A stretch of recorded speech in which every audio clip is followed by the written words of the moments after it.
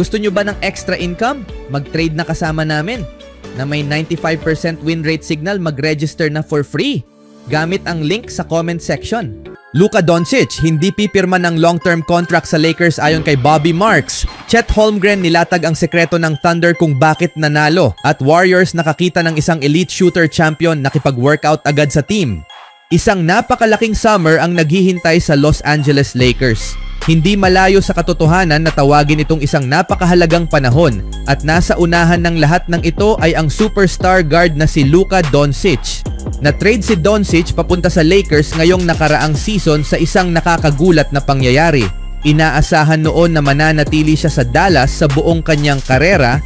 Sa halip nagdesisyon ang Mavericks na may ibang plano at pinakawalan nila ang 5 beses na first team All-NBA member. Ngayon, nais ng Lakers na itali ang 26 na taong gulang na superstar sa Los Angeles para sa natitirang bahagi ng kanyang karera.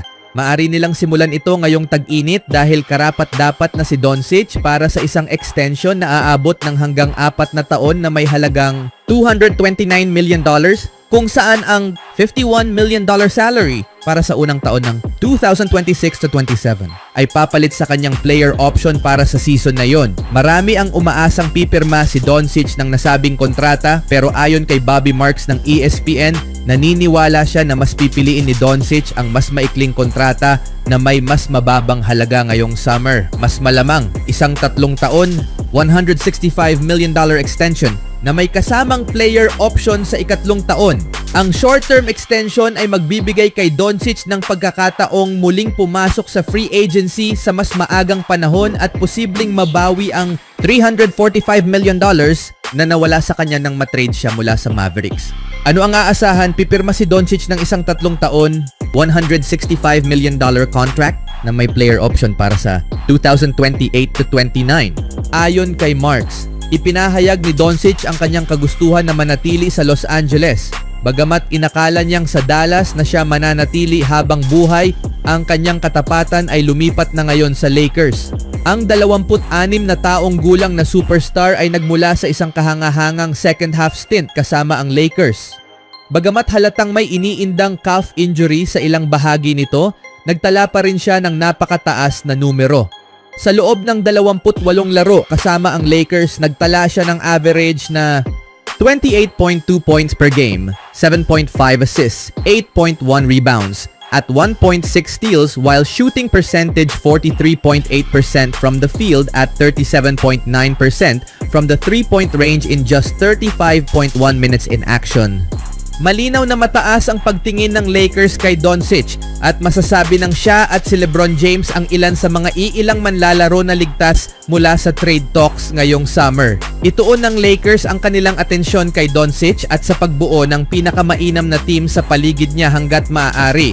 Anong masasabi nyo dito mga kaibigan? Sa ibang balita naman, napalampas ni Oklahoma City Thunder forward Chet Holmgren ang 50 laro sa regular season dahil sa isang bihirang injury sa balakang.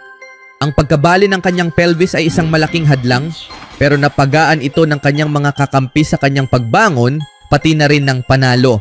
Sa pagbalik niya noong Pebrero, nagtapos ang Thunder ng regular season na may 18 na panalo at 4 na pagkatalo. Pagkatapos, nagtala ang Oklahoma City ng 12 panalo at 4 na pagkatalo-talo sa postseason para makamit ang NBA Finals kung saan makakaharap nila ang Indiana Pacers. Para kay Holmgren, patunay ito sa lalim ng Thunder at sa tiwala nila sa isa't isa na siyang nagtulak sa kanila upang manalo sa Western Conference Finals at magkaroon ng pagkakataong lumaban para sa kampyonato sa NBA.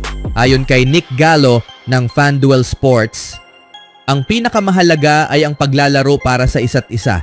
Iyan ang klase ng mga tao na meron kami dito, sabi ni Holmgren. Sasabihin ng lahat na sila'y panalo at lahat ay panalo hanggat hindi ito nagiging sagabal para sa kanila. Pakiramdam ko meron kaming kupon ng may 17 panalo na inuuna ang pagkapanalo. Si Thunder head coach Mark Daigneault ay kilala sa paggamit ng siyam na manlalaro sa isang tipikal na laro. Gayunpaman, minsan ay umaabot siya sa 10 at ang ika-9 at ika-10 manlalaro ay nag-iiba-iba, kaya't laging handa at alerto ang mga manlalaro ng Thunder na pumasok anumang oras. Ang mga manlalaro tulad ni na Jalen Williams at Kenrich Williams ay maaaring hindi palaruin sa isang laro, pero sila rin ang unang tatawagin mula sa bench sa susunod. Ang pabago-bagong lineup ni Daigneault ay maaaring magbago agad sa unang senyales ng problema laban sa Pacers. Ito ay pinakakapansin-pansin noong second round series ng Oklahoma City laban sa Denver Nuggets, ang tanging serye kung saan muntik nang maalis ang Thunder bago nila dinomina ang Game 7 sa score na 125-93. Nagbukas si Chet Holmgren tungkol sa matinding injury sa balakang na naranasan niya habang nasa Thunder. Papasok sa 2025 NBA Finals, mas mataas kaysa dati ang inaasahan sa Thunder. 6 na buwan mula nang matamo ang matinding injury, binalikan ni Holmgren ang mga madidilim na araw mula sa simula ng kanyang pagbawi. Pagkagising mo, ginagawa mo lang ang kaya mong gawin na hindi naman ganun karami. Pwede kang kumain ng tama, pero nung nasa ganung kalagayan ako, hindi ko talaga gustong manood ng basketball, sabi ni Holmgren. Kaya pagkagising ko, bubuksan ko lang phone ko, kakain, tapos matutulog ako ng sobrang haba. Pagkatapos, gigising ulit ako at uulitin ko yon, tapos matutulog ulit ako. At kailangan kong gawin yon hanggang sa kaya ko nang maglakad, kaya sobrang hirap. Brutal. Ngayon, papasok sa NBA Finals laban sa Pacers, nanggagaling si Holmgren mula sa kanyang pinakakahanga-hangang serye ngayong postseason kung saan nagtala siya ng average na 18 points in 56.7% shooting, 6 rebounds at 1.6 blocks sa loob ng 6 na laro laban sa Timberwolves. Anong masasabi niyo mga kaibigan sa Thunder na ito? Sa sumunod na balita naman, sa nalalapit na NBA draft na wala pang isang buwan mula ngayon, abala na ang mga NBA team sa pagsasagawa ng workouts para sa mga inaasahang draft prospects. Matapos ang draft combine na ginanap noong nakaraang buwan, inaasahan na magiging karaniwan na ang mga individual at grupong workout hanggang sa araw ng draft. Kamakailan, nagsagawa ng workout ang Golden State Warriors bilang paghahanda sa NBA draft kasama ang dating gwardiya ng Houston na si LJ Cryer ayon kay Chris Baldwin ng Paper City Magazine. Nakapagsagawa na si LJ Cryer ng pre-draft workouts kasama ang 6 na NBA teams kabilang ang Warriors, at umaasa siyang maalis ang ilang maling akala tungkol sa kanya. May mga naririnig kang team na iniisip na masyado kang maliit, sabi ni Cryer. Hindi ako traditional na point guard, pero may mga team din na gusto ang paraan ng aking pag-shoot at kung gaano ako kakompetitibo. Tinatanggap ko lang lahat ng ito at sinusubukan kong makapasok kahit papaano. Ginugol ni Cryer ang huling 2 season ng kanyang college basketball career sa Houston matapos maglaro ng unang 3 season sa Baylor. Kilala siya bilang isang mahusay na 3-point shooter sa college, bagay na maaaring interesante para sa Warriors. Sa kanyang huling season sa Houston, nagtala siya ng 42% o mas mataas sa 3 sa kanyang 5 season sa kolehiyo na may career average na 41.3%. Sa ngayon, isa lang ang pick ng Warriors sa 2025 NBA Draft, ang ika-41 pick sa second round. Sa karamihan ng kasalukuyang mock drafts, inaasahang hindi madadraft si Cryer.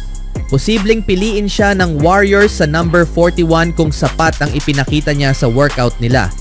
O kung hindi man siya madraft, maaaring makasali siya sa isang NBA team bilang undrafted free agent at makakuha ng 2-way contract. Noong nakaraang season, wala ring first round pick ang Warriors. Ginamit nila ang kanilang second round pick sa number 52 para kay Quinten Post. Naging regular siya sa rotation at na-convert ang kanyang 2-way contract sa isang standard deal bago ang NBA playoffs. Ano sa tingin nyo sa player na ito, mga kaibigan?